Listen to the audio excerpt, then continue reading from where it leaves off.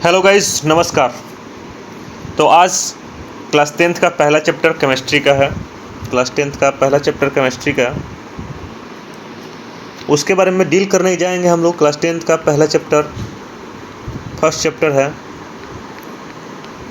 उसके बारे में हम लोग डील करेंगे। और बहुत बेसिक चैप्टर है, बहुत ही इंपॉर्टेंट चैप्टर है, केमिकल रिएक्शन एंड इक्वेशन। तो सबसे पहले हम लोग समझेंगे कि केमिकल रिएक्शन क्या होता है, केमिकल रिएक्शन क्या होता है। उसके बाद हम लोग आराम से समझते चलेंगे कि केमिकल रिएक्शन और इक्वेशन के अंतर्गत क्या क्या बातें आती हैं। ठीक है, अगर हम लोग समझें कि केमिकल रिएक्शन क्या होता है तो इजी बात में समझेंगे कि केमिकल रिएक्शन एक प्रोसेस है। क्या है भाई? एक प्रोसेस है, एक प्रक्रिया है जिसमें molecular structure of substance Altered होता है और रिजल्टिंग फॉर्मेशन न्यू सब्सटेंस का मतलब कि एक दूसरे भाषा में बोलते हैं कि एक नया सब्सटेंस बनता है। क्या बनता है? एक न्यू सब्सटेंस बनता है। कैसे बनता है? A new substance form.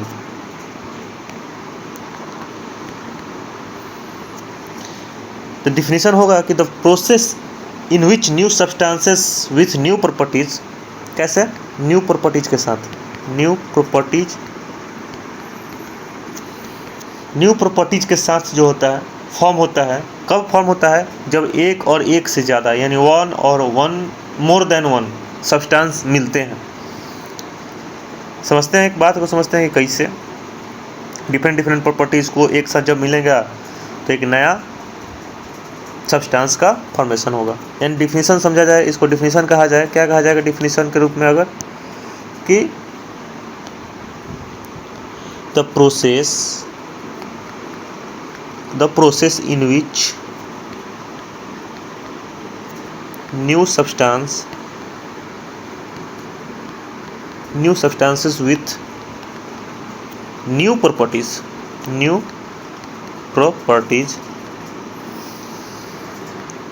are formed from one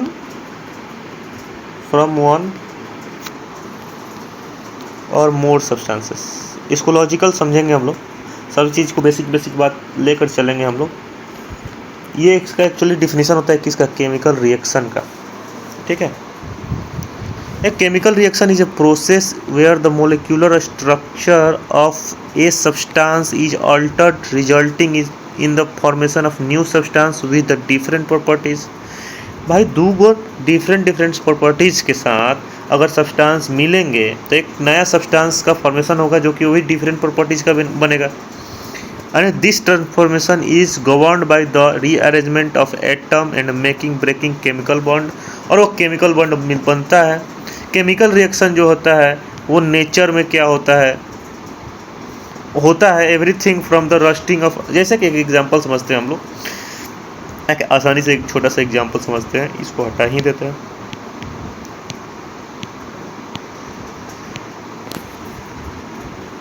जैसे कि नेचर में एक एग्जांपल हम लोग समझ लेते हैं। नेचर में जो होता है रस्टिंग ऑफ आयरन होता है। क्या होता है? रस्टिंग ऑफ आयरन, यानी आयरन का क्या होता है? रस्टिंग होना, जंग लगना। ठीक है, जंग लगना, आयरन का क्या होना? जंग लगना। Digestion of food in our body, जैसे कि हम लोग कोई चीज़ खाते हैं हमारे शरीर में क्या होता है? डाइजेशन होता है। चाहे रिस्पायरेशन होगा। एक एग्जाम्पल समझते हैं क्या क्या हो सकता है केमिकल रिएक्शन का। जैसे कि हम लोग खाना खाते हैं तो डाइजेशन होता है। क्या होता है? डाइजेशन होता है। खाना में जैसे कि दाल मिला ले, दाल और भात यानी चावल। ठीक है, इस बात को ध्यान में रखिएगा। खाते हैं, ये मिक्सचर बनता है और इससे क्या मिलने लगता है? बाद में डाइजेस्ट होने लगता है। डाइजेस्ट होने के बाद क्या मिलता है? बाद में एनर्जी का फॉर्मेशन मिलता है। यानी देखिए डिफरेंट प्रॉपर्टीज है। दाल का अलग प्रॉपर्टीज है, चावल का अलग प्रॉपर्टीज है, एनर्जी का अलग प्रॉपर्टीज मिलने लगेगा। इसी तरह से रिस्पायरेशन हो गया, ब्रेकिंग डाउन ऑफ सब्सटेंस होता है, इन एनर्जी के फॉर्म में होता है, उसी को रिस्पायरेशन बोलते हैं। रस्टिंग ऑफ आयरन, जैसा कि यहाँ पे एग्जांपल दिए, रस्टिंग ऑफ आयरन। चाहे दही बनना, क्या? दही बनना, फॉर्मेशन ऑफ कर्ड। देखिए कर्ड कैसे होता है? कर्ड कैसे बनता है भाई? तो बनता क्या है कि दूध लेते हैं, मिल्क में लैक्टोबैसिलस डाल देते हैं। क्या डाल देते हैं? लैक्टोबैसिलस डाल देते हैं, लैक्टोबैसिलस। अब लैक्टोबैसिलस क्या है, एक बैक्टीरिया है। ये इसका मिल्क का अलग प्रॉपर्टीज है, लैक्टोबैसिलस अलग प्रॉपर्टीज है। बन क्या जाता है, कर्ड बन जाता है, दही बन जाता है। बन जाता है कि नहीं बन जाता है? तो ये एक्चुअली केमिकल रिएक्शन है, ठीक है। इस बात को ध्यान में रखिएगा। बस एक बेसिक बात है कि केमिकल रिएक्शन होता क्या। तो केमिकल रिएक्शन एक प्रोसेस है जिसमें नया सब्सटेंस बनता है, एक और एक से ज़्यादा सब्सटेंस मिलकर एक नया सब्सटेंस बनता है, उसी को हम लोग केमिकल रिएक्शन बोलते हैं। अब समझेंगे कि केमिकल रिएक्शन में क्या क्या हो सकता है। केमिकल रिएक्शन में क्या क्या हो सकता है, जैसे कि केमिकल रिएक्शन में होने का, केमिकल रिएक्शन के बाद क्या क्या हो सकता है। तो ये केमिकल रिएक्शन के बाद हम लोग एक ईजिली बात में समझेंगे, केमिकल रिएक्शन के बाद गैस का इवोल्यूशन होगा। क्या होगा, गैस का इवोल्यूशन होगा। मतलब many chemical reaction involve the production of gaseous product such as the evolution of hydrogen gas. जैसे कि केमिकल रिएक्शन हुआ तो लास्ट में क्या होगा कि गैस निकलेगा बाहर, इवॉल्व। जैसे कि मेनली मुख्यतः हाइड्रोजन निकलता है। क्या निकलता है, मुख्यतः हाइड्रोजन निकलता है, ठीक है। जैसे कि हाइड्रोजन, आप देखे होंगे कोई भी केमिकल रिएक्शन लिखते हैं उसको हाइड्रोजन के बगल में जैसे एक तीर लगा देते हैं ऊपर की तरफ, यानी हाइड्रोजन गैस क्या होता है, इन्वॉल्व होता है, इवोल्यूशन होता है, इवोल्यूशन बाहर निकलना। जैसे कि evolution of hydrogen gas when zinc react with dilute sulphuric acid. जैसे कि जिंक को और H2SO4 के साथ जब क्या करते हैं, रिएक्शन कराते हैं, तो इसमें हाइड्रोजन गैस बाद में क्या होता है, बाहर निकलता है और ZnSO4 बनता है, ZnSO4 बनता है। जैसे कि यहाँ पे जैसे एग्जांपल में दिया है कि जिंक को क्या, जिंक को H2SO4 के साथ क्या किया जा रहा है, रिएक्शन कराया जा रहा है, तो क्या बनेगा, ZnSO4। अब ये बोलेंगे कि सर ये कैसे बन रहा है, तो ये बाद में हम बताएंगे, इसी में बताने वाला है। ZnSO4 और H गैस क्या होने वाला है, बाहर निकलने वाला है। ये पहला हो गया कि कैरेक्टरिस्टिक जो होता है केमिकल रिएक्शन का, क्या क्या कैरेक्टरिस्टिक हो सकता है। दूसरा है कि चेंज इन कलर, क्या कलर में चेंज हो जाएगा। The formation of new substance can often B observe through a change in colour. देखिए ऐसे भी हो सकता है कि नया सब्सटेंस बनेगा, जैसे दो को सब्सटेंस अलग अलग कलर का है, तीसरा सब्सटेंस एकदम अलग कलर का बन जाए, तो इससे भी पता चलेगा केमिकल रिएक्शन हो गया है। जैसे कि हम लोग रिएक्शन बिटवीन साइट्रिक एसिड, जैसे साइट्रिक एसिड और पोटेशियम परमैंगनेट सॉल्यूशन का जब कराएंगे तो पर्पल कलर का होते हैं, वो केस में हो जाएगा कलरलेस हो जाएगा। कैसा हो जाएगा, कलरलेस हो जाएगा। इससे भी पता चलता है कि कलर चेंज हुआ तो क्या हो गया, केमिकल रिएक्शन हो गया है, ठीक है। दो चीज़ें हम लोग समझे। तीसरा हम लोग समझते हैं कि चेंज इन स्टेट, यानी अवस्था चेंज हो जाना। जैसे कि अवस्था चेंज हो जाएगा मतलब कि अवस्था 3 ही अवस्था होता है, मुख्यतः हम लोग पढ़े हैं, solid liquid gas, solid liquid gas, ठीक है। 2 और होते हैं जो 9th क्लास में पढ़े होंगे, बोस-आइंस्टीन कंडेंसेट, और एक और है जो आप कमेंट सेक्शन में बताएंगे। The chemical reaction can cause substance that physical state क्या होता है उसका चेंज हो जाता है। जैसे कि कैंडल को जलाएंगे वैक्स के रूप में, तो उसमें क्या होता है, देखिए गैस बन जाएगा। सॉलिड वैक्स को जब डायरेक्ट क्या कर देंगे, लिक्विड बन जाएगा, और लिक्विड को गैसियस प्रोडक्ट में बना देते हैं। यानी क्या होता है कि सॉलिड है तो लिक्विड में चेंज हो जाएगा, लिक्विड है तो गैस में चेंज हो जाएगा, गैस है तो लिक्विड में चेंज हो जाएगा, लिक्विड है तो सॉलिड में चेंज हो जाएगा। ये जो है इससे भी पता चलता है कि स्टेट में बदलाव हुआ है। और एक प्रोसेस भी होता है कि डायरेक्ट अगर सॉलिड जो है गैस में बदल जा रहा है, उस प्रोसेस को हम लोग सब्लिमिनेशन बोलते हैं। क्या बोलते हैं, सब्लिमेशन। इस बात को ध्यान में रखिएगा, अगर सॉलिड जो है डायरेक्ट किस में चेंज हो जाता है, गैस में चेंज हो जाता है, उसको सब्लिमेशन बोलते हैं।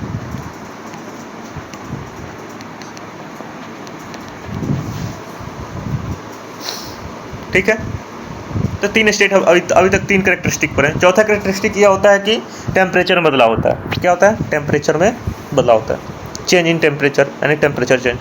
अब बात होता है कि टेम्परेचर चेंज में क्या क्या होता है। तो एक होता है एक्सोथर्मिक रिएक्शन। एक्सोथर्मिक रिएक्शन मतलब कि इसमें हीट जो है, एक्सो, इस बात को ध्यान में रखिएगा, अभी समझ लीजिए एक्सोथर्मिक और एंडोथर्मिक।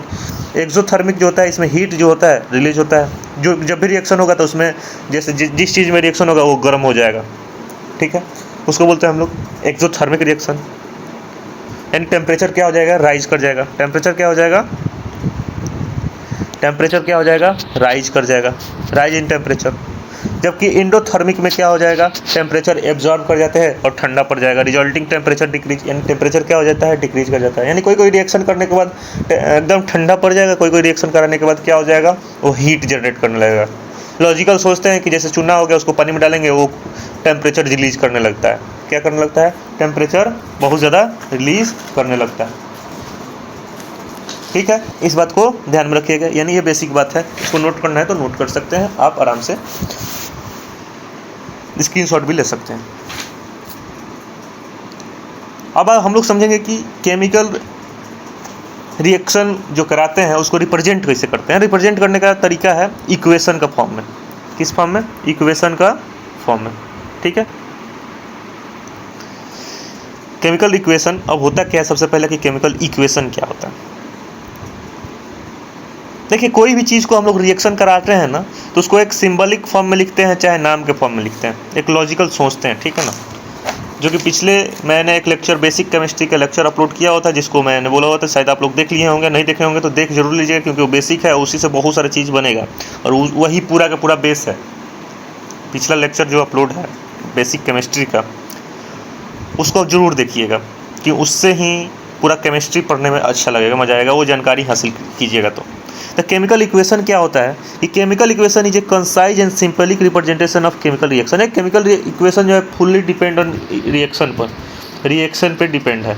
जो रिएक्शन हम लोग कराएंगे ना, उसको हम लोग सिंबल के फॉर्म में लिखते हैं। किसके फॉर्म में लिखते हैं, सिंबल के फॉर्म में। सिंबल के फॉर्म में ना लिख कर अगर क्या हो जाएगा कि वर्ड के फॉर्म में लिखते हैं, तो वर्ड का फॉर्म तो लिख नहीं पाएंगे, इसलिए उसको हम लोग क्या करते हैं, सिंबल के फॉर्म में लिखते हैं। और सिंबल के फॉर्म के लिए क्या होता है कि जैसे कि मैंने बताया था 1 से 30 तक जरूर याद कर लीजिएगा, एलिमेंट का सिंबल और उसका क्या वैलेंसी, वैलेंस इलेक्ट्रॉन, और सभी चीज़ें याद कर लेना होता है। ठीक है, तो chemical equation is a concise and symbolic representation of a chemical reaction using the chemical formulas of the reactant and product. अब बात हो गई सर, रिएक्टेंट प्रोडक्ट क्या होता है, जो कि वो भी हम लोग समझेंगे कि रिएक्टेंट प्रोडक्ट क्या होता है। It's provide clear and informative way to communicate the nature of reaction, including the substance involved with their relative quantities। देखिए, केमिकल इक्वेशन क्या होता है। केमिकल इक्वेशन जो है कंसाइज और सिंबॉलिक रिप्रेजेंटेशन है एक केमिकल रिएक्शन का, यानी केमिकल रिएक्शन का एक रिप्रेजेंट करने का तरीका है, जिसमें केमिकल फार्मूला का हम लोग इस्तेमाल करते हैं। जैसे हाइड्रोजन के लिए H लगाते हैं, हीलियम के लिए He लगाते हैं, ऑक्सीजन के लिए O2 लगाते हैं, इस प्रकार से। और ये फार्मूला रिएक्टेंट से प्रोडक्ट बनाते हैं। अब बात होगा सर रिएक्टेंट क्या होता है, तो रिएक्टेंट जो होता है LHS में होता है, LHS, और ये जो होता है प्रोडक्ट हो जाता है RHS। LHS में क्या होता है कि जैसे A एक रिएक्टेंट है, B एक रिएक्टेंट है, दोनों मिलेंगे तो RHS में AB बन सकते हैं, C बन सकते हैं। समझ में आया ना। ये तो फुल अब डिपेंड करेगा केमिकल इक्वेशन जब हम लोग पढ़ेंगे कैसा कैसा होता है, वो सब चीज़ें पर हम लोग पढ़ेंगे। इस बात को ध्यान में रखिएगा। जैसे कि मैं एक एग्जांपल ले लेता हूँ आपके सामने, इसको मिटा देता हूँ, इसको मैं मिटा देता हूँ। देखिए, केमिकल रिएक्शन में एक एग्जांपल लेते हैं, जैसे कि इसका एग्जांपल लेते हैं, जिंक और सल्फ्यूरिक एसिड लिख देते हैं। जैसे कि मैं लिख दिया एक आपके सामने, zinc plus sulphuric acid, zinc और सल्फ्यूरिक एसिड, अभी जो बात पीछे पड़े होते हैं वो क्या बन जाएगा, जिंक सल्फेट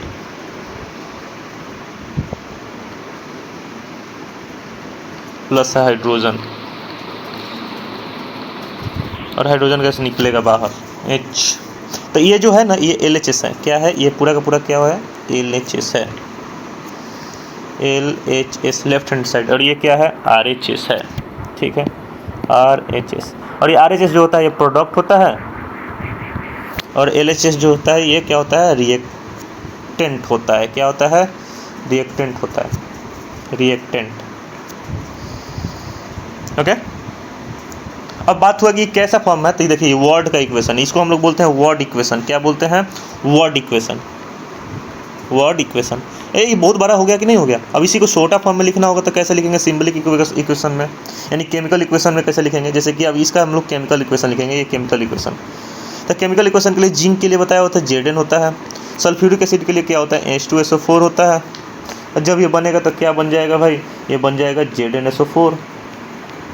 क्या बन जाएगा ZnSO4, यानी जिंक सल्फेट के लिए, ये जिंक सल्फेट के लिए, ये जिंक के लिए Zn था, ये सल्फ्यूरिक एसिड के लिए H2SO4 था, और ये उसके बाद हाइड्रोजन के लिए क्या हो जाएगा H2 हो जाएगा, ये इन्वॉल्व कर जाएगा। समझ में आया ना। तो ये जो है ये जो डब्बा बना रहे हैं, ये बन रहा है आपके सामने, क्या बन रहा है भाई, रिएक्टेंट बन रहा है, और RHS में क्या हो गया, प्रोडक्ट बन गया। इस बात को ध्यान में रखिएगा। अब इसके बाद समझेंगे कि केमिकल इक्वेशन में एक छोटा सा और एग्जांपल लेकर समझ सकते हैं इसका। केमिकल इक्वेशन में उससे पहले ये बैलेंस इक्वेशन, अनबैलेंस इक्वेशन समझने से पहले एक और एग्जांपल हम लोग समझ लेते हैं।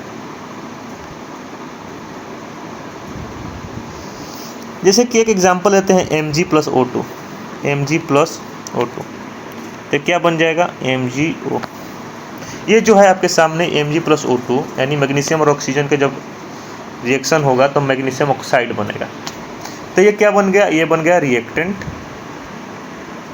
और ये जो है प्रोडक्ट हो गया। क्या हो गया, प्रोडक्ट हो गया। अब बात हुआ कि सर अब इसमें तो बहुत सारा चीज़ हमको समझ में नहीं आया। कैसे समझ में नहीं आएगा, क्योंकि MgO2 था, यहाँ MgO हो गया। यही होता है कि बैलेंसिंग और अनबैलेंसिंग इक्वेशन के बारे में समझेंगे कि बैलेंस इक्वेशन क्या होता है, अनबैलेंस इक्वेशन क्या होता है। देखिए अब इक्वेशन का दो टाइप होता है, अब इसको हटा सकते हैं हम। इक्वेशन का दो टाइप होता है, एक होता है बैलेंस इक्वेशन। क्या होता है, एक होता है बैलेंस इक्वेशन। देखिए बैलेंस इक्वेशन और अनबैलेंस इक्वेशन समझने का एक ही तरीका है कि बैलेंस इक्वेशन उसको बोलेंगे कि एलिमेंट्स जो इक्वेशन, जो केमिकल इक्वेशन बना हुआ है, a balance chemical equation ensure that the number of atom of each elements is equal on both side of the equation. यानी ये इंश्योर करना चाहिए कि नंबर ऑफ एटम जो होता है, जो एलिमेंट्स में, जो कि सब पीछे पहला लेक्चर में बता चुके हैं कि एलिमेंट किसको बोलते हैं, एटम किसको बोलते हैं, सभी चीज़ वो क्या होता है कि बराबर होना चाहिए। क्या होना चाहिए, बराबर होना चाहिए। जैसे कि अगर लेफ्ट हैंड साइड में हाइड्रोजन 2 है तो राइट हैंड साइड में भी हाइड्रोजन 2 होना चाहिए। लेफ्ट हैंड साइड में ऑक्सीजन 2 है, राइट हैंड साइड में भी ऑक्सीजन 2 होना चाहिए। इस तरह से मतलब कि एलिमेंट्स का जो एटम है उसका संख्या जो है बराबर होना चाहिए, ठीक है ना। एलिमेंट्स की जो संख्या है वो बराबर होनी चाहिए। इसी को हम लोग बैलेंस इक्वेशन के नाम में से समझते हैं। वो क्या क्यों होता है, क्योंकि ये जो है कंजर्वेशन ऑफ मास, अगर एटम की संख्या बराबर है तब वही जो है कंजर्वेशन ऑफ मास का जो है क्या करता है, लॉ, नियम को फॉलो करता है, यानी मास को संरक्षित करने का नियम को फॉलो करता है। जैसे कि आपके सामने एग्जाम्पल है जिंक और HCl, ZnCl2 और H2 बना हुआ। अब समझते हैं कि देखिए इधर जिंक का एगो है, एगो है, इधर जिंक का एगो है, एगो है, ठीक है। इस बात को ध्यान में रखिए।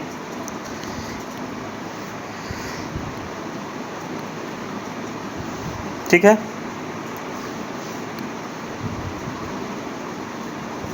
इधर जिंक का एगो है, इधर जिंक एगो है, इधर जिंक का एगो है, एगो है, इधर HCl का एगो है, H का एगो है, H दूगो है, इधर H का एगो है, दूगो है, Cl का एगो है, दूगो है, Cl का एगो है, Cl2 दूगो है।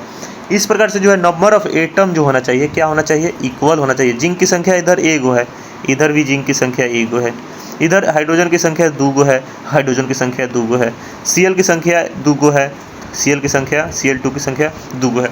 यानी जो है रिएक्टेंट में जितने एटम हैं उतना ही प्रोडक्ट में एटम होनी चाहिए। उसी को बैलेंस इक्वेशन बोलते हैं। अगर बैलेंस नहीं है तो उसको बैलेंस करेंगे, जो कि हम लोग आगे समझेंगे कैसे बैलेंस करते हैं, ठीक है। अब आगे हम लोग समझते हैं अनबैलेंस इक्वेशन। अनबैलेंस इक्वेशन उसको बोलते हैं जिसका नंबर ऑफ एटम जो है दोनों साइड में इक्वल नहीं होता है, और वो क्या करता है कि वायलेट करता है, यानी नियम को तोड़ता है, law of conservation of mass के नियम को तोड़ता है, ठीक है ना। अनबैलेंस इक्वेशन जैसे कि देखिए यहाँ पे Fe+H2 है, यानी फेरस प्लस क्या होता है, वाटर का मिक्सर जो रिएक्शन होता है तो क्या बनता है, फेरिक ऑक्साइड और हाइड्रोजन बनता है। अब देखिए इधर हाइड्रोजन का एगो है, दूगो है, ठीक है भाई, इधर भी हाइड्रोजन दूगो है, ऑक्सीजन का एगो है, ऑक्सीजन एगो है, इधर ऑक्सीजन का एगो है, 4 गो ऑक्सीजन। देखिए O4 इधर है राइट साइड में, इधर ऑक्सीजन एगो है, F का एगो है, F एगो है, इधर लेफ्ट हैंड में, इधर F का एगो है, 3 गो है, Fe3। तो इस बात को ध्यान में रखना होता है कि अनबैलेंस इक्वेशन में जो है एटम की संख्या इक्वल नहीं होता है। एटम की संख्या, नंबर ऑफ एटम जो होता है, number of atom not equal both side, equal both side, ठीक है। बैलेंस इक्वेशन में क्या होता है कि दोनों साइड एटम की संख्या इक्वल होता है। क्यों ऐसा लॉजिकल क्वेश्चन बनता है कि आखिर हम लोग बैलेंस इक्वेशन क्यों करते हैं, अनबैलेंस इक्वेशन क्यों, इसी तरह से क्यों नहीं छोड़ देते हैं। तो इस बात को ध्यान में रखिएगा कि मास का कंजर्वेशन का नियम जो होता है उसी को फॉलो करने के लिए एटम की जब संख्या बराबर करते हैं, और एटम की संख्या जब बराबर हो जाएगी तब क्या हो जाता है कि मास का कंजर्वेशन का नियम को वो फॉलो कर जाएगा। ठीक है ना। तो इनडायरेक्टली बोला जाएगा कि मास बराबर होना चाहिए लेफ्ट हैंड साइड में भी और राइट हैंड साइड में भी। एटम बराबर तो मास भी बराबर हो जाएगा। इस बात को ध्यान में रखिएगा। नेक्स्ट आप लोग समझेंगे कि अब अगर वो अनबैलेंस रहता है, अनबैलेंस रहता है तो उसको बैलेंस कैसे हम लोग करेंगे। तो सबसे पहला एक बेसिक होता है कि हम लोग हीट एंड ट्रायल मारते हैं। क्या करते हैं? Heat and trial method. सबसे पहला अगर लॉजिकल सोचते हैं तो हीट एंड ट्रायल मेथड से करते हैं, यानी सबसे पहले हीट एंड ट्रायल मेथड का ही इस्तेमाल हम लोग करते हैं। पहले हम लोग एक बेसिक है, ये सबसे बेसिक है कि हीट एंड ट्रायल लगाइए। देखिए कि इधर ऑक्सीजन 2 है, इधर ऑक्सीजन 2 है, इधर 2 करिए तो तब कोई एक वैल्यू चेंज होगा। इस तरह से चेंज होगा, पटाक करना होता है। तो चलिए आप लोग कुछ समझ लेते हैं बेसिक बातें, जो कि अपने से जब तक ये आप काउंटिंग और जब तक आपका ये माइंड शार्प नहीं हो पाएगा तब तक ये बैलेंस जल्दी से नहीं कर पाएंगे, लेकिन कर लीजिएगा आप आसानी से। ठीक है, तो सही समझते हैं कि सबसे पहला स्टेप क्या है। स्टेप नंबर 1 कि आइडेंटिफाई रिएक्टेंट एंड प्रोडक्ट। सबसे पहले कि रिएक्टेंट और प्रोडक्ट को आइडेंटिफाई कीजिए कि रिएक्टेंट में क्या है, प्रोडक्ट में क्या है। रिएक्टेंट में वही एलिमेंट्स है ना, प्रोडक्ट में वही एलिमेंट्स है ना। राइट द केमिकल फार्मूला लिखिए। ठीक है, लेफ्ट हैंड साइड में reactant on the left side and the product on the right side. हाँ, तो ये तो सब कोई समझता है कि रिएक्टेंट लेफ्ट साइड में आता है और प्रोडक्ट जो है राइट हैंड साइड में। दूसरे नंबर में जाएंगे कि काउंट करेंगे एटम की संख्या के बराबर है कि नहीं है। ठीक है ना। और एक टेबल बना लेंगे कि हाइड्रोजन का एगो है, हीलियम का एगो, जो भी है प्रोडक्ट में और रिएक्टेंट में जो भी एलिमेंट्स है उसका एक टेबल बना लेंगे, right hand side left hand side करके। ठीक है, एक टेबल हम लोग बना लेंगे। जैसे कि टेबल बनाने का तरीका क्या होगा, देखिए मैं बता देता हूँ टेबल कैसे बना सकते हैं। जैसे कि नंबर ऑफ एलिमेंट इस तरह से लिख लीजिएगा, number of elements at reactant side,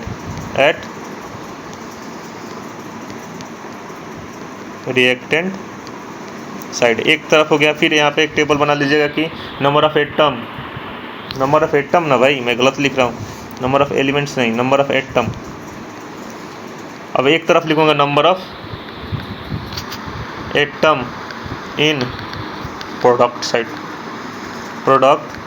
side, इस तरह से एक टेबल बन जाएगा। लेफ्ट हैंड साइड में रिएक्टेंट की तरफ जो भी एलिमेंट्स है उसका नंबर ऑफ एटम लिखेंगे, एलिमेंट का नाम लिखेंगे यहाँ पे, एलिमेंट्स का नाम लिखेंगे इधर। ठीक है, एलिमेंट्स का नाम यहाँ पर लिखेंगे, उसका एलिमेंट्स का नाम लिखेंगे, उसके बाद क्या करेंगे, उसका एटम की संख्या लिखेंगे। ठीक है, और उसके बाद क्या करेंगे, हीट एंड ट्रायल लगाकर इक्वलाइज कर देते हैं। इस बात को ध्यान में रखिएगा, एनसीईआरटी का बेसिक किताब में दिया होगा। अब बात करते हैं, और एनसीईआरटी से ही रिलेटेड सभी चीज़ें डिस्कस हो रहा है, पूरा एनसीईआरटी कवर हो जाएगा आसानी से। अब बात करते हैं कि बैलेंस एटम कैसे करेंगे। तो बैलेंस एटम करेंगे, तीसरा एटम को बैलेंस करेंगे। Balance the atom by the multiplying the formula with the appropriate coefficient ensuring the number of atom each elements equal to the both side. देखिए अपने से माइंड के साथ इसका कैलकुलेशन करेंगे। एक एग्जांपल ले लेते हैं हम लोग, एग्जांपल एक आसानी से हम लोग लेने की कोशिश करेंगे कि एटम में जो है मल्टीप्लाइंग करेंगे फार्मूला में एप्रोप्रिएट कोएफिशिएंट के साथ, ताकि एटम जो है दोनों साइड में बराबर हो जाए, इक्वल हो जाए। ठीक है, उसके बाद फिर से लास्ट में क्या कर लेंगे, चेक कर लेंगे, वेरीफाई कर लेंगे क्या बैलेंस इक्वेशन है, इक्वेशन जो है बैलेंस है। दोनों तरफ का एटम की संख्या को काउंट कर लेंगे, अगर है तो कंप्लीट हो गया। एक एग्जांपल ले लेते हैं हम लोग, एक आसानी से एक एग्जांपल ले लेते हैं। ऐसा मैं हीट एंड ट्रायल मेथड से ही मार दूंगा, लेकिन एक एग्जांपल ले लेते हैं। जैसे कि अभी ही एक एग्जांपल लिए हुए थे, यहाँ पे एक एग्जांपल मैं लिख रहा हूँ क्या, जैसे कि Fe प्लस H2O, ये हो गया रिएक्टेंट में, क्या होगा Fe3O4 प्लस H2। देखिए आपके सामने जो है इधर फेरस की संख्या कितनी है, एक है, इधर का एक है, 3 है। तो सबसे पहले एक समझ लीजिएगा कि आप बैलेंस करना होता है ना, तो आप सीधा ये बैलेंस करना स्टार्ट कीजिएगा हाइड्रोजन से, हाइड्रोजन, ऑक्सीजन, कार्बन, उसके बाद कोई एलिमेंट का। इस बात को ध्यान में रखिएगा, लॉजिकल याद करने के लिए संख्या कि सबसे पहले अगर बैलेंस कीजिएगा तो हाइड्रोजन कीजिएगा, फिर ऑक्सीजन कीजिएगा, फिर कार्बन को कीजिएगा, अगर आप क्या बोलते हैं इक्वेशन को बैलेंस करने जा रहे हैं तो। ठीक है, तो देखिए यहाँ पे सबसे पहले हाइड्रोजन 2 गो है, हाइड्रोजन 2 गो है, चलिए भाई बैलेंस है, लेकिन चेंज होगा, इस बात को ध्यान में रखिएगा। तो हाइड्रोजन तो बैलेंस हो गया। अब बात हुआ ऑक्सीजन का गो है, देखिए इधर ऑक्सीजन 4 गो है, इधर ऑक्सीजन 2 गो है। फिर से मैं इसको लिख देता हूँ दूसरे कलर से आपके सामने नीचे यहाँ पे थोड़ा सा जगह के साथ, FeH2O Fe3O4 प्लस H2। अब यहाँ पे बैलेंस करेंगे हम इसको। तो देखिए हाइड्रोजन हाइड्रोजन तो बैलेंस हो गया था, लेकिन यहाँ पे ऑक्सीजन 4 गो है, यहाँ पे ऑक्सीजन का गो है 2 गो है, 2 गो नहीं है, यहाँ पे ऑक्सीजन 1 ही गो है। तब ये ऑक्सीजन को 1 गो से 4 गो कैसे बनाएंगे? तो यहाँ पे 4 से मल्टीप्लाई करेंगे तो क्या ऑक्सीजन 4 गो हो जाएगा? ऑक्सीजन 4 गो हो गया कि नहीं हो गया? इधर भी ऑक्सीजन 4 गो हो गया, लेकिन अब तो गड़बड़ हो गया। क्या गड़बड़ हो गया? गड़बड़ ये हो कि हाइड्रोजन की संख्या 8 गो हो गया। हाइड्रोजन की संख्या कितनी हो गया? 8 गो। क्या 4 दूनी 8 गो, इधर हाइड्रोजन का गो है 2 ही गो है। तो इसको इक्वल करने में क्या है, इधर 4 लगा देंगे तो हो जाएगा 8 गो, 4 दूनी 8 गो हो गया। देखिए हाइड्रोजन और ऑक्सीजन करना क्या है कि सबसे पहले हाइड्रोजन के पास चलना है, तो हाइड्रोजन बैलेंस था, ऑक्सीजन के पास चलना है, ऑक्सीजन को बैलेंस किया, तब तक हाइड्रोजन चेंज हो गया, तब तक फिर हाइड्रोजन ऑक्सीजन जब बैलेंस किया तो हाइड्रोजन, ये दोनों को एक साथ जब बैलेंस कर लेंगे उसके बाद फिर तीसरा पे चलेंगे। इसमें कार्बन है नहीं, अब दूसरा एलिमेंट है, Fe है, फेरस है। तो फेरस जो है कितना है, यहाँ पे 1 गो है, यहाँ पे 3 गो है, सिंपल सा इधर 3 गो लगा देंगे, बैलेंस हो गया। यानी अब बैलेंस करना ये हिट एंड ट्रायल मेथड इसको बोलते हैं, ये टेबल मेथड नहीं है। अब यही टेबल मेथड से बहुत सारे लोग टेबल मेथड से बताएंगे, जैसे कि क्या था, देखिए अब इसी को मैं टेबल मेथड से बता देता हूँ, इसी को हम टेबल मेथड से बता देते हैं। जैसे कि यहाँ पर लिखेंगे एलिमेंट, यहाँ पर लिखेंगे number of atom at reactant side,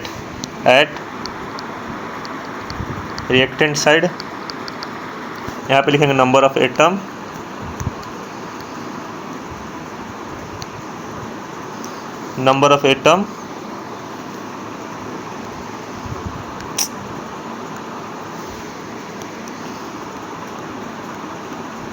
eight product side.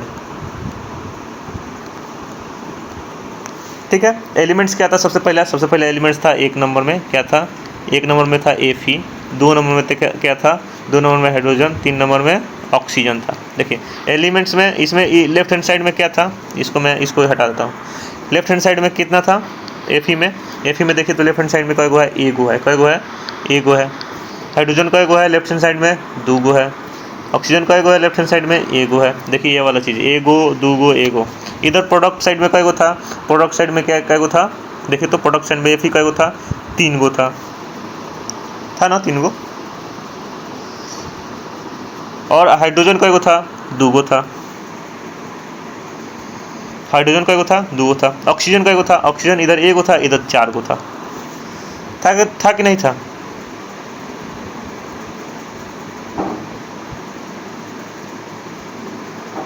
अब यही बात हुआ कि दोनों को बैलेंस करना, जैसे कि यहाँ पे 1 है, यहाँ पे 3 है, तो इसको 3 कर देने के लिए 3 से मल्टीप्लाई कर देंगे, 2 का 2 रह गया, 1 है तो इसको 4 से मल्टीप्लाई कर देंगे, काम खत्म।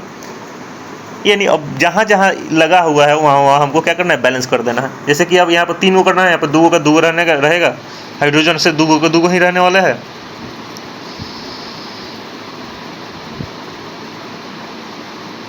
और जब ये करेंगे हम लोग तो सिंपली ये देखिए, एक्चुअली टेबल वाला जो मेथड है, मैं जहाँ तक बता सकता हूँ कि टेबल वाला मेथड थोड़ा सा टिपिकल लगता है सॉल्व करने में। ठीक है, ये लॉजिकल सोचने के लिए। अब हाइड्रोजन का भी क्या करेंगे, 4 से मल्टीप्लाई करेंगे, तभी तो बराबर होने वाला है। हाइड्रोजन चेंज हो जाएगा तो ये भी 4 से मल्टीप्लाई हो जाएगा।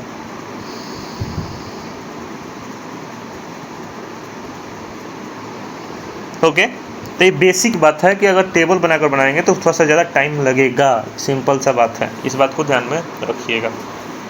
अब हम लोग समझेंगे आगे। बस आप hit and trial method use कीजिए, लॉजिकल सोच कर हिट एंड ट्रायल मेथड आसानी से बनेगा। अब हम लोग आगे समझते हैं टाइप ऑफ केमिकल इक्वेशन। बस ये मैं एक हिंट दिया हूँ कि इस तरह से बहुत सारे लोग बनाएंगे, क्या करेंगे, बनाएंगे टेबल मेथड से। अब बात करेंगे केमिकल रिएक्शन का टाइप कितना होता है। बेसिक बातें हैं, बहुत इम्पोर्टेंट है। ठीक है, देखिए सबसे पहले कि मोर इन्फॉर्मेटिव बनाने के लिए भी हम लोग छोड़िए उसको बाद में बताते हैं। मोर इन्फॉर्मेशन के लिए क्या करते हैं कि इक्वेशन के साथ साथ लिख देते हैं सॉलिड स्टेट, गैसियस स्टेट और एक्वस स्टेट और लिक्विड स्टेट।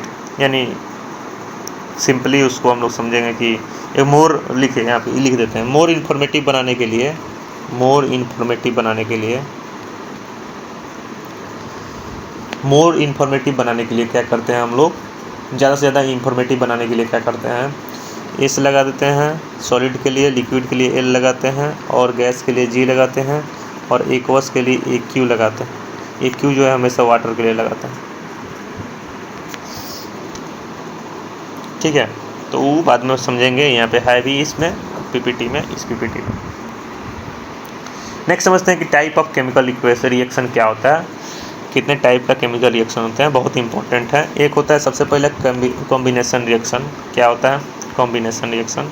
इसमें जो है दो गो और चाहे दो गो से ज़्यादा रिएक्टेंट कंबाइन करता है तो एक सिंगल प्रोडक्ट बनता है, उसी को कॉम्बिनेशन रिएक्शन बोलते हैं। जैसे कि सोडियम हो गया और क्लोरीन हो गया, जब मिला तो सोडियम क्लोराइड बन गया, ये हो गया कॉम्बिनेशन रिएक्शन। जैसे कि A + B मिलेगा तो AB बन जाएगा। क्या बन जाएगा?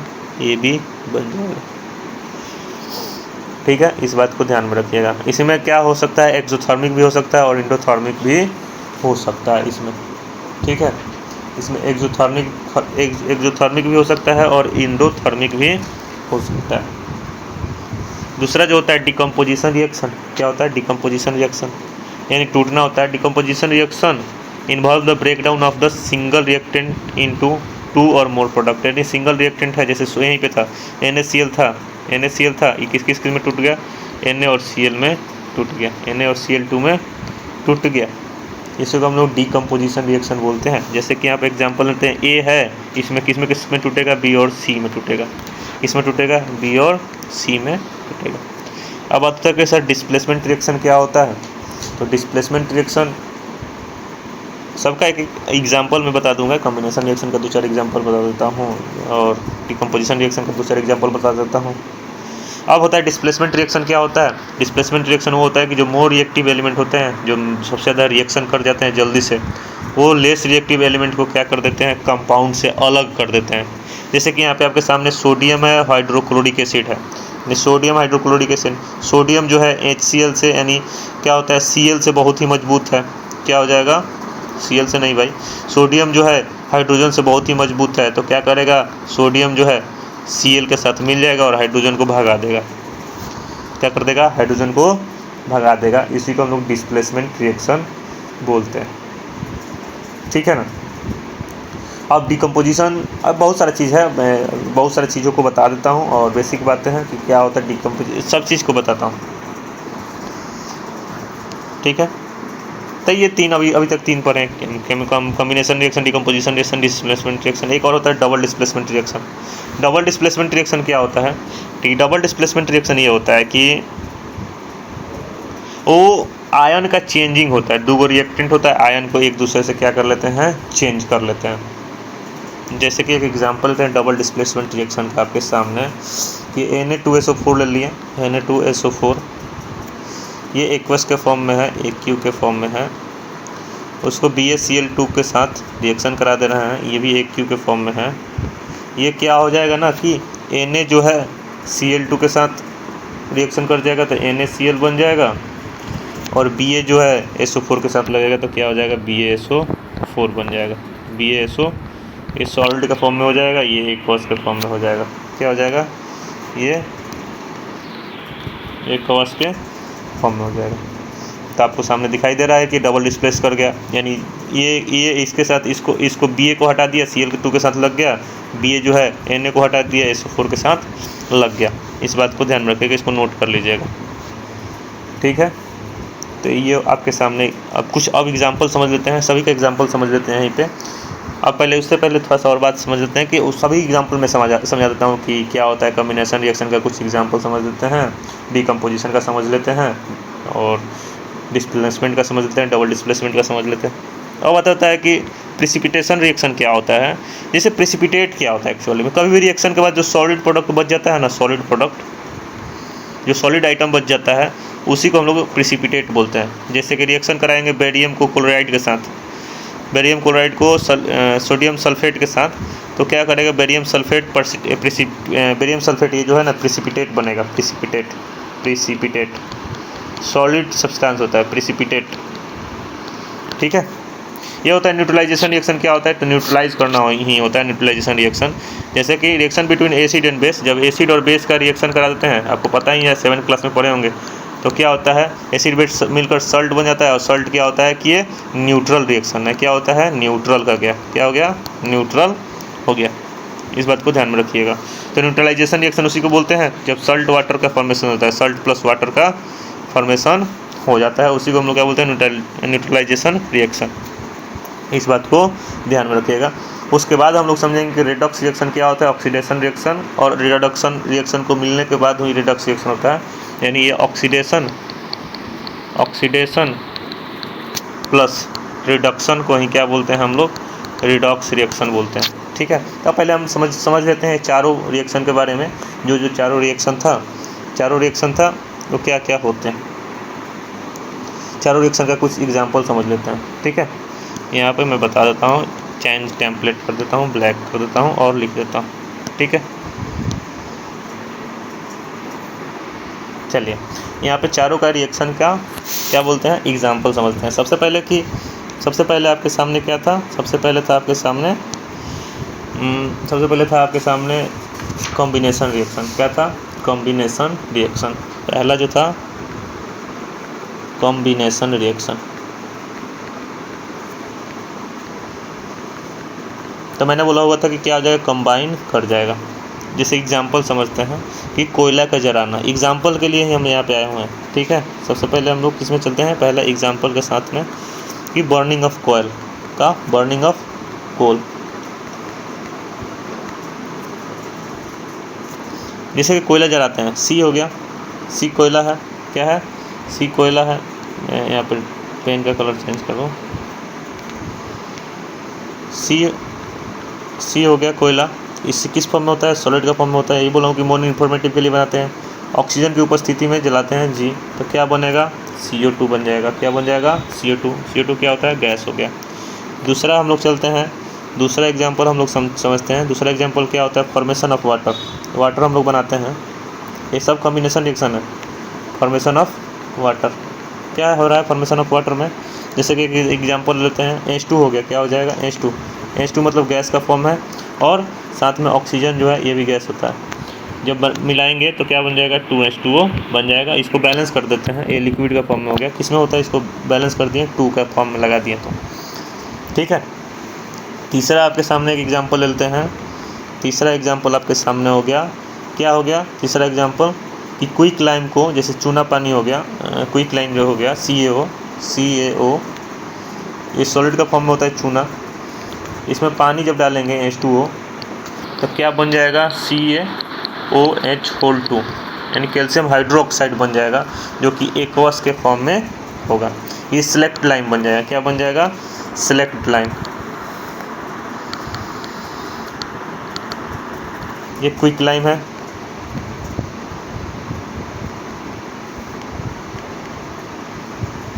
ठीक है, तो इस बात को ध्यान में रखिएगा। अब ये रिएक्शन जो हो जाएगा ना, ये रिएक्शन जो करेगा, ये एक्सोथर्मिक करेगा। क्या करेगा, एक्सोथर्मिक रिएक्शन करेगा। ठीक है, जो कि मैं बताया होता कि इसमें टेम्परेचर क्या होगा, टेम्परेचर रिलीज होगा। टेम्परेचर क्या होगा इसमें, रिलीज। ठीक है, इस बात को ध्यान में रखिएगा। ओके,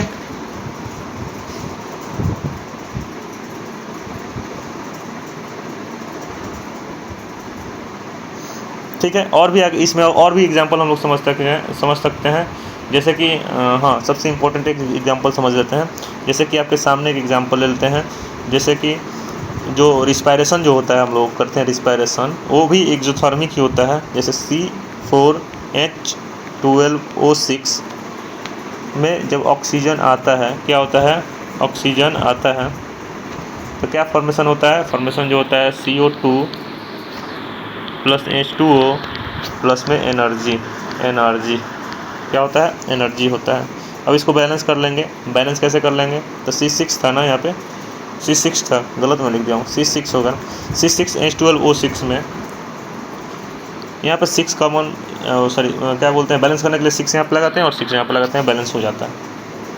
और 6 ऑक्सीजन के पास, क्या हो जाएगा, बैलेंस हो जाएगा। देखिए यहाँ पे एनर्जी जो होता है क्या होता है, रिलीज हो रहा है। एनर्जी यानी टेम्परेचर भी एक एनर्जी का फॉर्मेशन है, इस बात को ध्यान में रखिएगा। ये एक्सोथर्मिक के फॉर्म में होता है, ठीक है ना, यानी एक्सोथर्मिक रिएक्शन के रूप में ये होता है, इस बात को ध्यान में रखिएगा। अब बात होता है कि डिकम्पोजिशन रिएक्शन क्या होता है। डिकम्पोजिशन के लिए भी फिर से मैं बता रहा हूँ कि डिकम्पोजिशन के लिए, ये तो किसके लिए था, ये था कॉम्बिनेशन रिएक्शन के लिए था। अब बात होगा कि डिकम्पोजिशन के लिए क्या होगा। डिकम्पोजिशन के लिए 2-3 एग्जाम्पल मैं बताऊंगा। डिकम्पोजिशन में आपके सामने दूसरा डिकम्पोजिशन,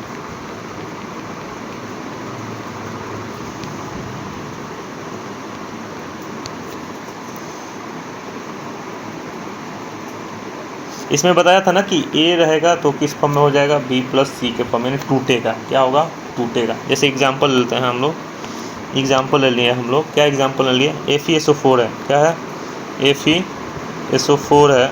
इसको हम लोग कुछ बाहरी चीज़ देंगे, यानी हीट देंगे, क्या देंगे, हीट, इसको हीट बोलते हैं। हीट देंगे तो किस फॉर्म में हो जाएगा,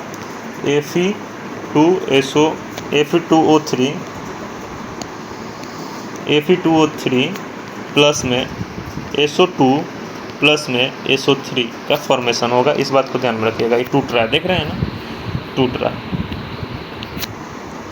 ये सॉलिड हो जाएगा।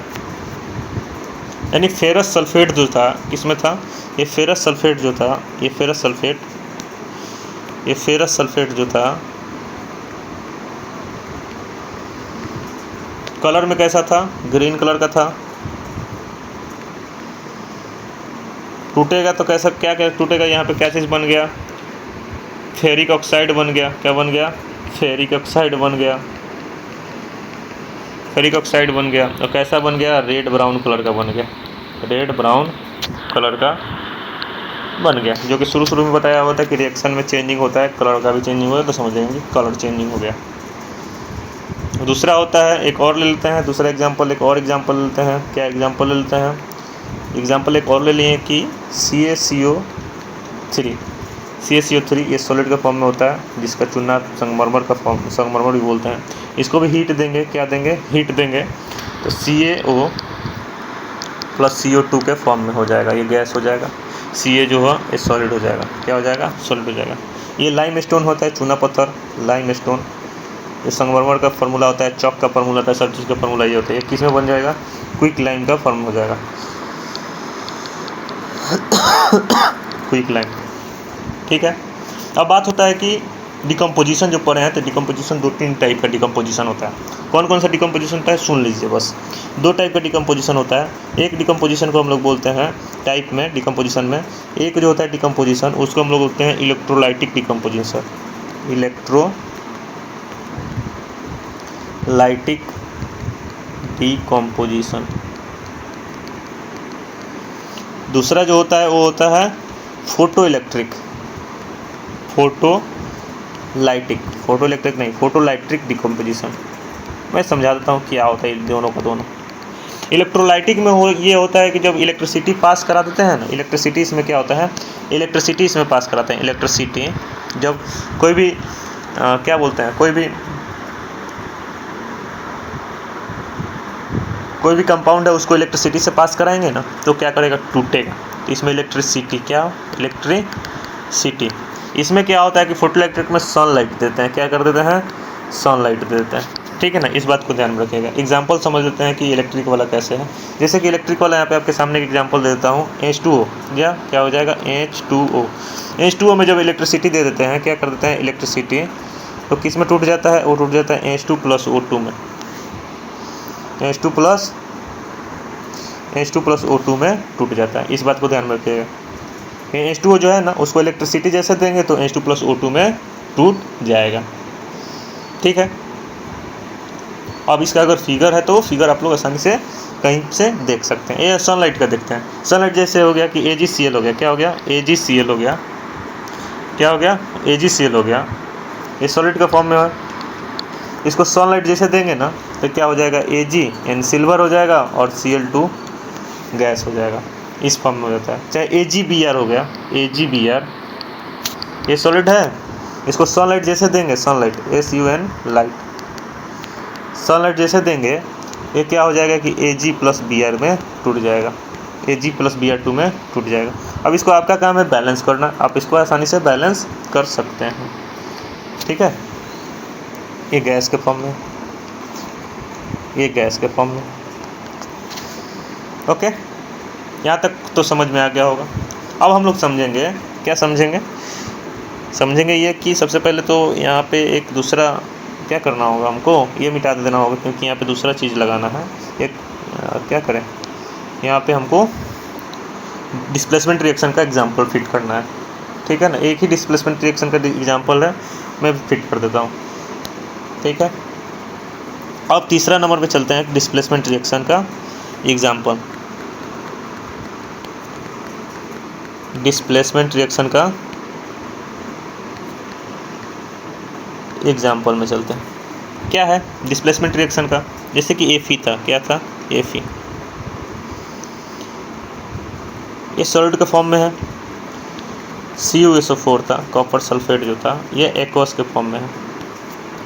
इसको ये क्या करेगा, ये Fe जो है Cu को हटाएगा क्योंकि भागो जल्दी से तुम, ये इसको Cu को हटाएगा, FeSO4 बना देगा एक्वस का फॉर्म में ही, और Cu के सॉलिड के फॉर्म में ही निकल जाएगा बाहर। समझ में आया ना। तो ये जो होता है डिस्प्लेसमेंट रिएक्शन होता है, यानी मोर रिएक्टिव जो एलिमेंट है Fe जो है Cu से ज़्यादा रिएक्टिव है। याद करना होगा, चार्ट होता है, रिएक्टिविटी सीरीज का चार्ट होता है, ठीक है ना। हाइड्रोजन से ऊपर जितने भी एलिमेंट्स होते हैं मोर रिएक्टिव होता है, हाइड्रोजन से नीचे जो होते हैं एलिमेंट्स वो लेस रिएक्टिव होता है। जैसे सबसे पहले होता है पोटेशियम होता है सबसे ज़्यादा रिएक्टिव, उसके बाद होता है सोडियम, कैल्शियम, इस तरह से मैग्नीशियम, अल्मोनियम, ये जो होते हैं फास्फोरस, सल्फर, ये जो होते हैं मोर रिएक्टिव एलिमेंट्स होते हैं, ठीक है ना। उसके बाद हाइड्रोजन के नीचे सबसे लेस रिएक्टिव जो होता है वो होता है गोल्ड होता है, ठीक है ना। इस बात को ध्यान में रखें। एक दूसरा एग्जांपल लेते हैं, एग्जांपल था, दूसरा एग्जांपल लेते हैं ZnCuSO4, ये क्या कर देगा ZnSO4। अब ये पूरा का पूरा डिपेंड करता है किस पे, रिएक्टिविटी सीरीज पे, 8 क्लास में पढ़े होंगे, ओके। इस बात को ध्यान में रखिएगा। तो ये बात हुआ यहाँ पे, ओके। अब हम लोग चलेंगे डबल डिस्प्लेसमेंट के एग्जांपल्स में। क्या करेंगे, डबल डिस्प्लेसमेंट के एग्जांपल में। तो डबल डिस्प्लेसमेंट का एग्जांपल वहाँ पे बताया हुआ था शायद में, डबल डिस्प्लेसमेंट का एग्जांपल वहाँ पे बताया हुआ था। लीजिए यहाँ पे भी लिख देता हूँ डबल डिस्प्लेसमेंट का एग्जांपल।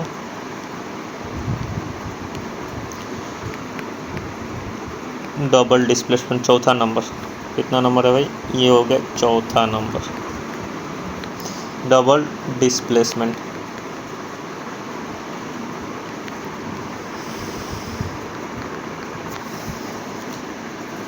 जैसे कि Na2SO4 BaCl2, ये सब एक्वस के फॉर्म में AQ, ये किस में है AQ। ये मोर इन्फॉर्मेटिव बनाने के लिए क्या करते हैं हम लोग, इसको लिखते हैं साथ में ताकि ज़्यादा से ज़्यादा इन्फॉर्मेटिव रहे। कैसे पता चले कि सॉलिड के फॉर्म में है कि लिक्विड के फॉर्म में है, NaCl एक्वस के फॉर्म में, हो गया मोर इन्फॉर्मेटिव हो गया।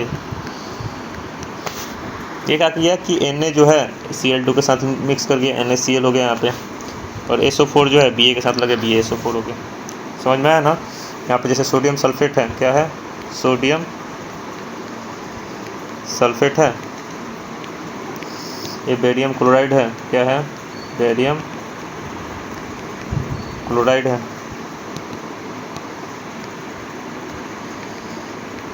ये क्या हो जाएगा बेरियम सल्फेट बन जाएगा।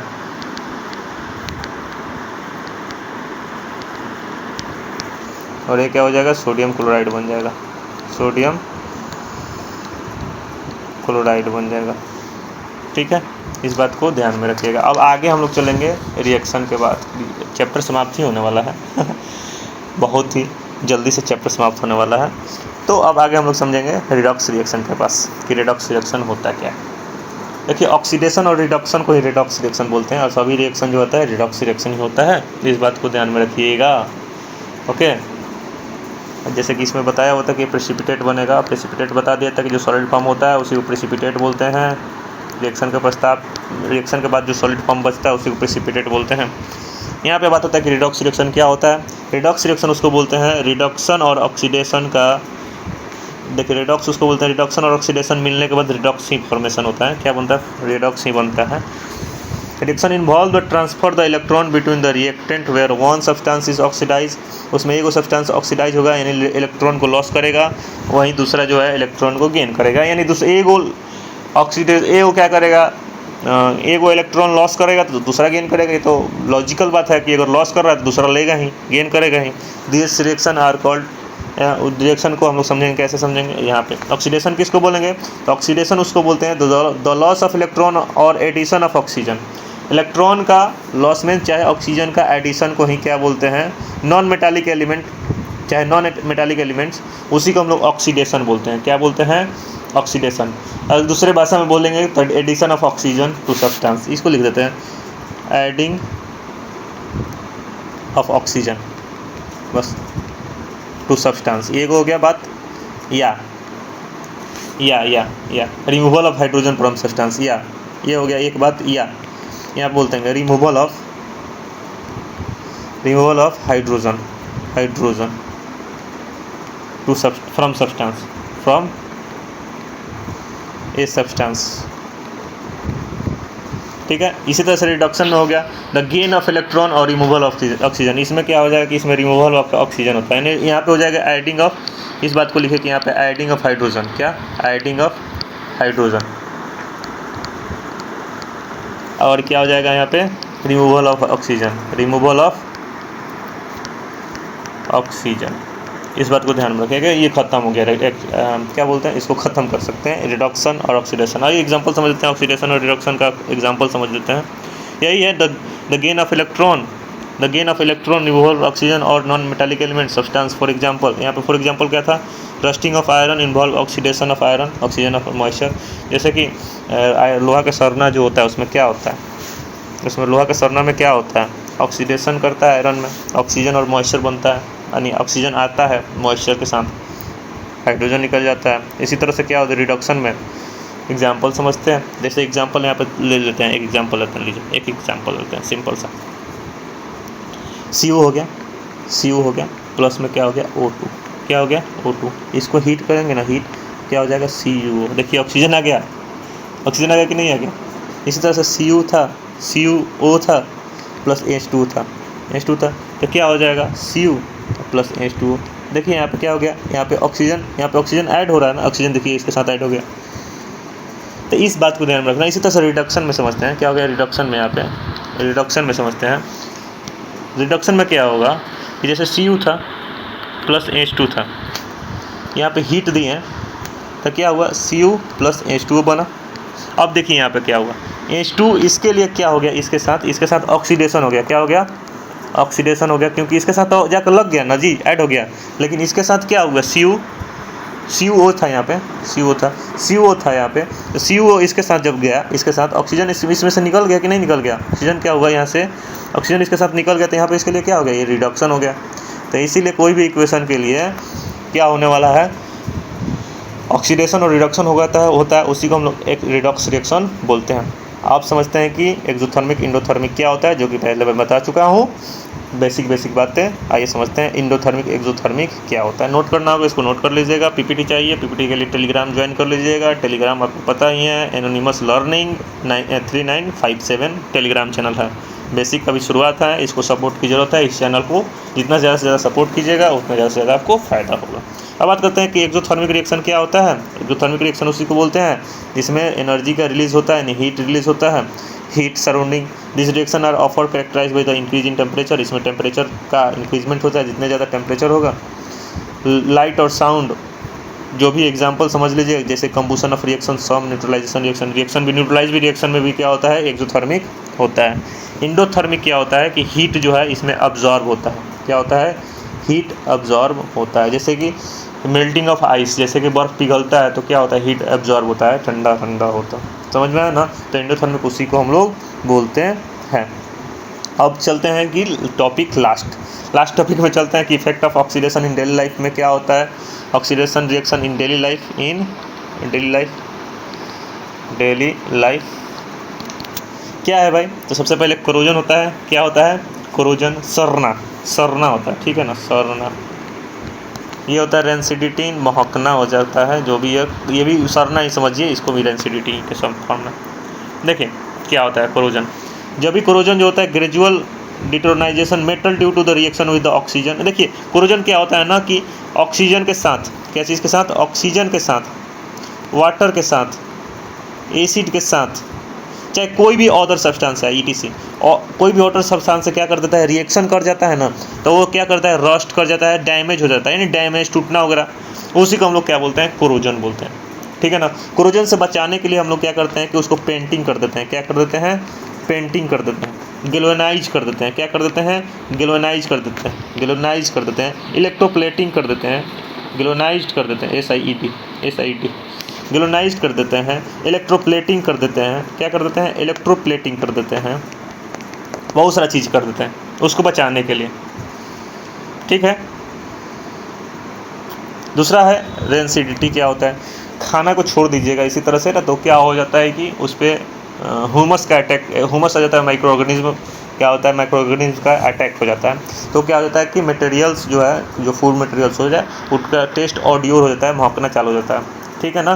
फूड मटेरियल क्या होता है कि जैसे फैट ऑयल जो है, फैट ऑयल के कारण क्या होता है, ऑक्सीडेशन होता है, ऑक्सीडेशन के कारण क्या होता है, एयर के साथ वो रिएक्शन कर जाता है, रिएक्शन करने के कारण वो क्या होता है, वो एंटीऑक्सीडेशन और वैक्यूम पैकिंग रेफ्रिजरेशन से क्या कर सकते हैं, उसको हम लोग बचा सकते हैं। रेंसिडिटी मतलब क्या होता है, महक जाएगा, दाल छोड़ दीजिएगा गर्मी, उस पर अटैक हो जाएगा, ऑक्सीजन आ जाएगा, बैक्टीरिया का अटैकमेंट हो जाएगा, वो क्या हो जाता है, रेंसिडिटी, उसी को बोलते हैं। इसको बचाने के लिए क्या करते हैं कि एंटीऑक्सीडेंट लगाते हैं, इसमें एंटीऑक्सीडेंट लगाते हैं, वैक्यूम पैकिंग कर देते हैं, पैक कर देते हैं अच्छा से टीन के डिब्बा में या रेफ्रिजरेटर में रख देते हैं, ठीक है ना। टाइट कंटेनर में रखते हैं, किस में रखते हैं, टाइट कंटेनर में रखते हैं। ओके, तो ये हुआ चैप्टर समाप्त आपका 10th क्लास का। अब बात कर लेते हैं कि इंपॉर्टेंस ऑफ केमिकल रिएक्शन क्या होता है। इंपॉर्टेंस क्या है हम लोग के लाइफ में, इसका बहुत ही ज़्यादा इंपॉर्टेंस है, ख़त्म होने वाला है। Chemical reaction are the fundamental of our surroundings world around and play a crucial role in the various aspects of our life. मतलब कि बहुत ही क्रूशियल रोल प्ले करता है हमारे जीवन के लाइफ में। From biological process sustain life, industrial process produce material. Biological process में हम लोग के जीवन को क्या करता है, सस्टेन कर रहा है, और मटेरियल, और क्या कर रहा है, इंडस्ट्रियल प्रोसेस में क्या करता है, मटेरियल प्रोड्यूस करवा रहा है। केमिकल रिएक्शन जो है हार्ट ऑफ ऑल होता है एक्चुअली में, सभी चीज़ के लिए केमिकल रिएक्शन जो है हार्ट है, क्या है, एक्चुअली में हार्ट है, ठीक है। जैसे कि बायोलॉजी में क्या कर रहा है, फोटोसिंथेसिस हो रहा है। देखिए बायोलॉजी में फोटोसिंथेसिस हो रहा है, रिस्पायरेशन हो रहा है, डाइजेशन हो रहा है, अदर वाइटल प्रोसेस, बहुत सारा प्रोसेस हो रहा है। इंडस्ट्रीज में क्या हो रहा है, केमिकल प्रोडक्शन हो रहा है, जैसे कि दवा बन रहा है, मेडिसिन बन रहा है, मटेरियल बन रहा है, बहुत सारा इसका केमिकल रिएक्शन की वजह से। इन्वायरमेंट में क्या हो रहा है, understanding and mitigating the impact of the chemical reaction. और केमिकल रिएक्शन से जो भी इम्पैक्ट पड़ रहा है उसको समझने के लिए केमिकल रिएक्शन ही करवा कर हम लोग समझ पा रहे हैं। जैसे कि एसिड रेन होगा, ग्रीन हाउस इमिशन हो गया। एसिड रेन जानते ही हैं आप लोग, एसिड रेन किस वजह से होता है, सोडियम और SO2 सॉरी Na, क्या होता है भाई, सोडियम, हाँ यही होता है। उसके बाद होता है एनर्जी के फॉर्म में, क्या होता है एनर्जी के फॉर्म में, एनर्जी के फॉर्म में जो होता है chemical reaction basis of the various energy source including the fossil fuels. Fossil fuels पता ही होगा कि बहुत सालों तक ज़मीन में, धरती में क्या होता है, पेड़ पौधा गिरने की वजह से, और क्या बोलते हैं, जानवरों के गिरने की वजह से, मतलब उसमें रहने की वजह से, उसमें से फॉसिल फ्यूल्स की वजह से ही हम लोग को क्या मिलता है, पेट्रोलियम मिलता है। न्यूक्लियर पावर हो गया, चाहे अल्टरनेटिव एनर्जी सोर्स हो गया। तो ये हुआ चैप्टर समाप्त, आपको 10th क्लास का पहला चैप्टर समाप्त हो गया। और रही बात तो केमिस्ट्री का जो जितना भी एक्टिविटी है, नेक्स्ट लेक्चर में मैं केमिस्ट्री का चैप्टर फर्स्ट के सभी एक्टिविटी का क्या कर लेकर आऊँगा, उसका एक्सप्लेनेशन लेकर आऊँगा। आशा करता हूँ आप सभी को समझ में आया होगा। अभी तक आप अगर देख लिए हैं तो चैनल पर अगर नए हैं तो इसको क्या कर दीजिएगा, सब्सक्राइब करने की कोशिश कीजिएगा, चाहे आपको जैसा लगे। अच्छा चलिए, थैंक यू।